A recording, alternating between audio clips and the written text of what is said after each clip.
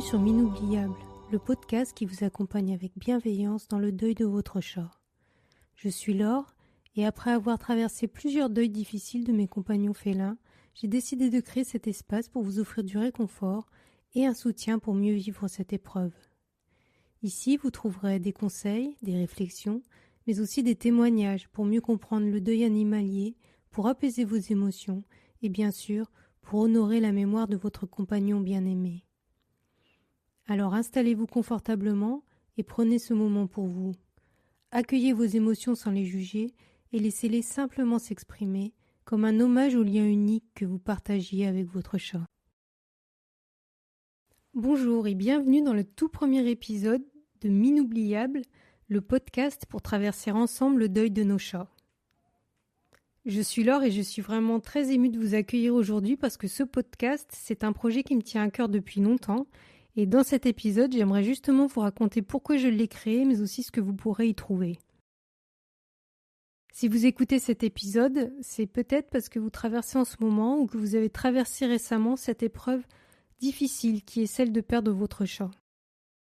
Si c'est le cas, je veux commencer par vous rassurer et vous dire que vous êtes au bon endroit, car ce podcast, c'est un espace à la fois sûr et bienveillant, un espace d'écoute, de partage, mais aussi de réconfort pour que vous n'ayez pas à traverser ce deuil seul.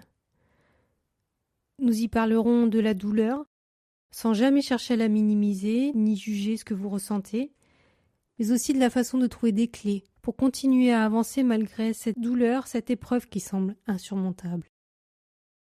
L'idée de ce podcast m'est venue après mon deuxième deuil félin, car en l'espace de quelques années, j'ai perdu 2 chats, 2 minettes, qui ont été des compagnes incroyables pendant des années, et forcément ça a été des périodes très douloureuses dans ma vie. Quand elles sont parties, je me suis à chaque fois sentie submergée, que ce soit par la tristesse, la culpabilité évidemment, mais aussi par la solitude.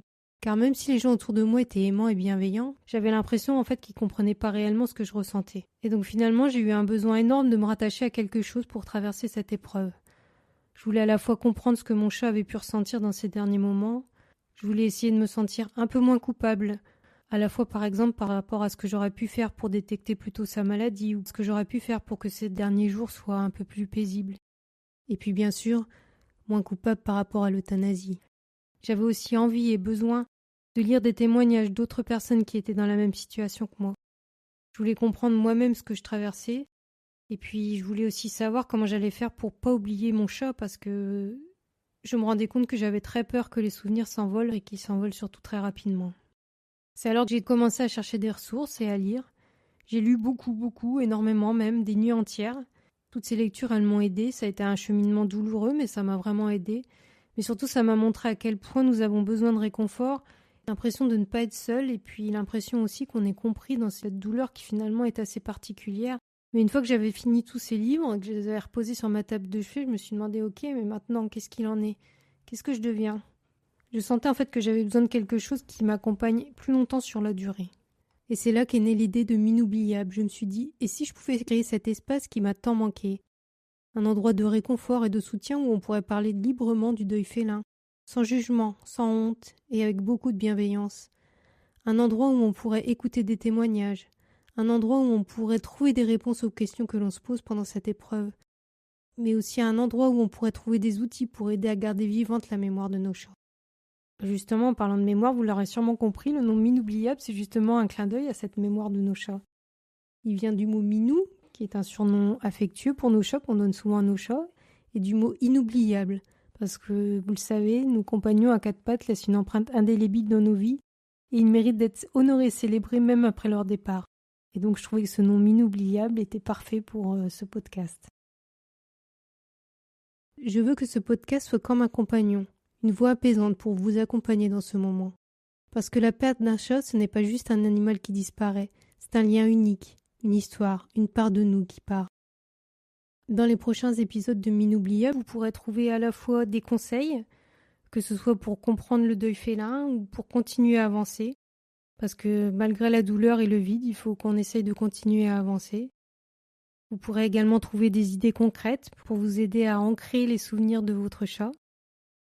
Je ferai aussi des interviews de spécialistes pour vous apporter un éclairage qui vous aidera à la fois à mieux comprendre les émotions que vous ressentez et puis également pour vous aider à comprendre les choix qui entourent la fin de vie de votre chat.